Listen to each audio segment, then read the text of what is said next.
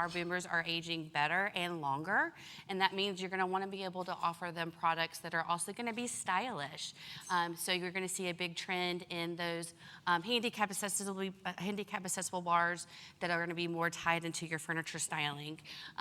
Also, your millennial and your Gen Z buyers are going to want some more environmentally loving products. So water sustainability is going to be a big one for them. And then, of course, I've added our picture of our lovely model here, showing just some wellness features that, again, are going to be top of mind for buyers.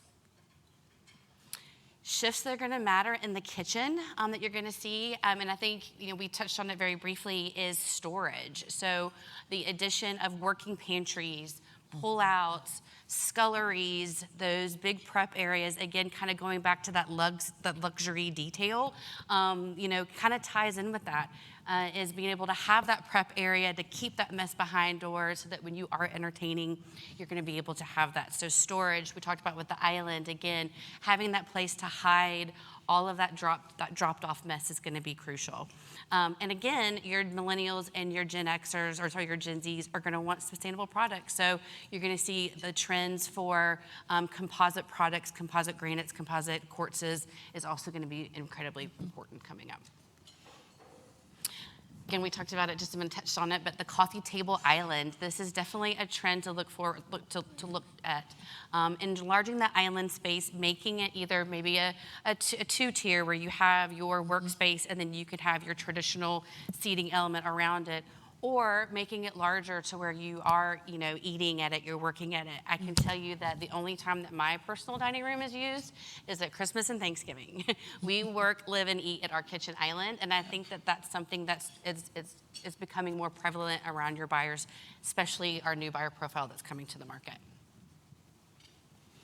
Now, even though I talk about color and those jewel tones, the spa kitchen is also going to be really important, bringing in those lighter mid-tone wood colors, keeping everything soft. So while you do have some consumers who love that pops of color, the softer side is also going to be really important in making sure you have those options available for your clients.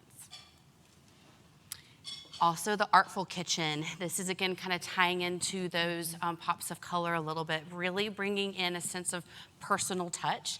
Again, I think this is going to be that buyer that's going to be your forever buyer, really wanting to personalize it and make it a part of their home and to make it more cohesive with the rest of their home. This is not your moment buyer that's just designing to flip this house in a couple years, which might be, the all-white kitchen. Again, not going anywhere, still staying. And then again, a touch on that storage. Storage is going to be huge. That's what I've been hearing through all of our research that's been coming through. Bathrooms. So I think what's also really important is that there's a big push to bring your nature, well, actually, I don't want to say a big push, it's been here, to bring nature inside. So I think it's really important for builders to really start re-examining larger windows, bringing that light into the bath space with greenery. I think, the green tiles have been a big push this year, and I think that's because people want that sense of nature. Dare I say skylights for those builder's worst nightmare. But it is a great way to bring in that natural light into a space, especially with communities where houses are built like right on top of one another, where a huge window in your bathroom might not be exactly ideal. Curate. So these are the items that where people are going to want to be able to personalize their space. These are the trends that I talked about briefly. So I'm going to cover fit and finish. And excuse me, I do have some notes here in case I couldn't read it, because people do tend to be most excited about this information. So fit and finish for the kitchen. So some of the things that you're going to want to see, that you will see coming, is that color and bold accents are gaining ground. So let me go back to my notes here. Warm veined stone and countertops, huge. So again, that quartz countertop, but also making sure it has those warm veinings of your caramels, very similar to our jacket that Mr. Webb have on right here. Perfect color tone. Also carrying that up as your backsplash. Very kind of more minimalist feeling, not so overwhelmed, keeping again that spa feel, if you will. Warm natural wood tones, mixing different countertop materials, though you will see down here at the list, butcher block is on its way out. So thinking more of mixing those quartzes with granites, that kind of thought. You're going to have smart appliances, brushed finishes, black stainless. Again, I know people always just kind of default to the stainless appliances. I think it's safe. I love a really cool kitchen with some white appliances and some gold accents, or taking a little bit of time to put a pop of color at your cooking range or oven. So definitely that new black stainless finish is going to be really important. Secondary cooking, steam pizza ovens, kitchen, obviously expanding to the outdoor. That trend is not going away, and we're going to see more and more of that. Working pantries, as I mentioned before, sculleries, hands-free faucets. I think that really took a big, accelerated a good bit in our COVID world. When designing a model, we always make sure to show at least one hands-free faucet in the home, and a really great idea for that is also in your powder room. That's where actually most of your guests are coming, so if you're ever considering, that's a great upgrade opportunity, is selling a hands-free faucet in a powder room. Larger islands is going to be huge. Large working sinks, two-tone finishes, statement lighting, lots of natural light. So again, wanting to bring that outside in with large windows when available in your kitchen. And dare I say, curves are back. So curved countertops, you're going to see a lot of designs. I remember when I built my home, my husband is a builder, and he had put like an arched niche, and oh my God, you would have thought that he had like committed murder. And I was like, no arches, they are back. And so you're going to see a lot more of those in walkways, and definitely arched countertops.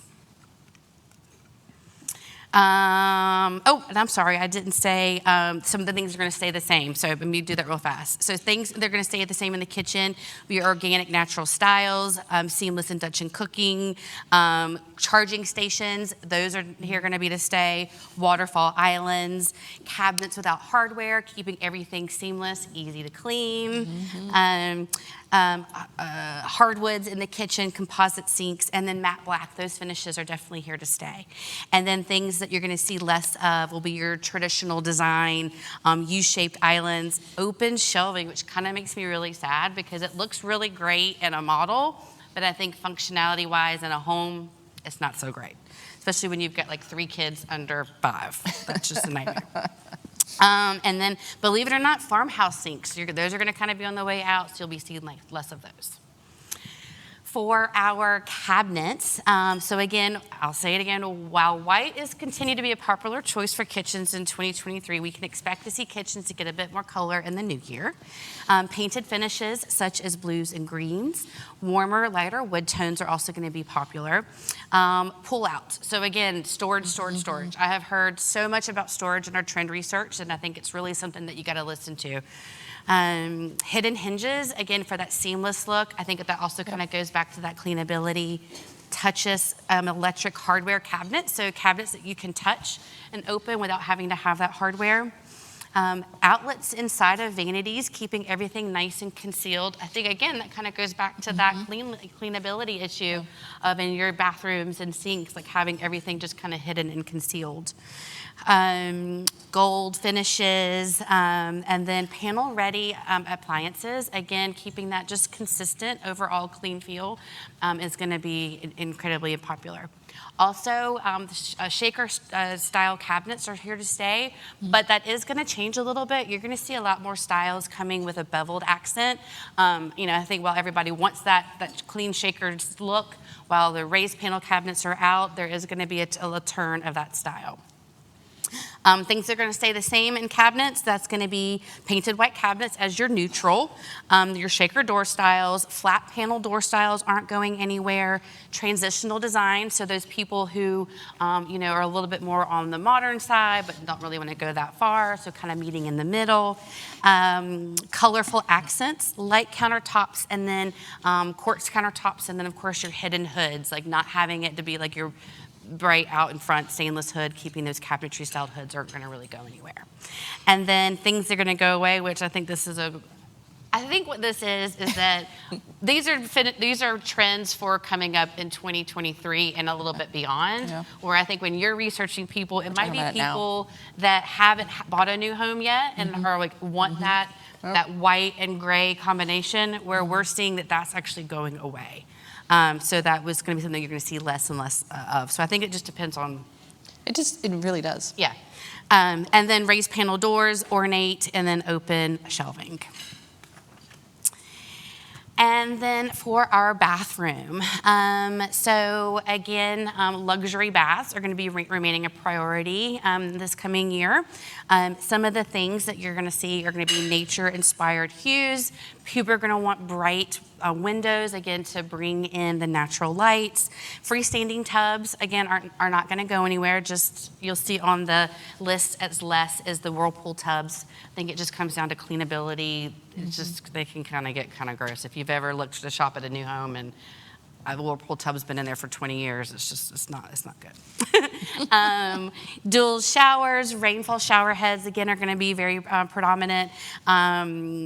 Multiple sprays. Again, people want that luxury, so you'll still want to offer that in your design studios and in your model homes. Transitional design, dimmable lights is going to be a big one, kind of creating that mood, giving you that spa effect. LED black backlit mirrors, again, very popular. I did my makeup in one today at the Sheraton. It was quite nice. I was like, I need to have one of these in my own home. Dim it down, turn it up. Custom medicine cabinets. I also think that kind of goes for our buyer profile that's aging a little bit more. Like we don't want that old, gross medicine cabinet that we remember in our grandparents' house. So really incorporating that into cabinetry and making it part of the entire space. Heated floors, that's another big one coming back. Two-tone gold accents, vertically stacked tile, rounded shapes. Again, I said those arches are going to be back. And then, of course, frameless and clear glass doors. And then some things that are going to stay the same, white cabinets, walls, countertops, that clean, fresh look is not going to go away, especially in my market. I mean, I'm in Charleston. everything is just white, bright, shiplap. I mean, so that's definitely, I think that also pertains to your market as well, also, what is going to drive these styles. Organic, natural styling, lots of greenery, smart toilets are going to be wanting to stay the same. Wet rooms, that's where your shower and your tub, if you don't know, are in the same space. That's still going to be a trend that's going to stay the same. It's not going to go anywhere. Connection to the dressing and laundry. This is, and I think, I don't know how many people have a dressing room, but I think more of it like the closet, right? Like women love being able to have their laundry room attached to their closet. I know that I would if I had that option. So that would be something I would definitely say to make sure you're offering. Matte finishes, brush finishes, tiled full slab walls in bathrooms. That is also going to stay. And then, of course, like I said, traditional styling, those whirlpool tubs, don't even offer them. Super-sized tiles, which I was really surprised to hear because when I worked in a design studio, I loved selling the big tiles because it made tiny bathrooms feel so much bigger. But the trend is shifting on that. Wallpaper in a primary bath, yes. Powder room, other areas, no. Keep the wallpaper, but you're not going to see it in a primary bath so much. And then designated makeup areas. Again, I think it's just we're on a life on a go. I don't really know the last time I had time to sit down and do my makeup like that. So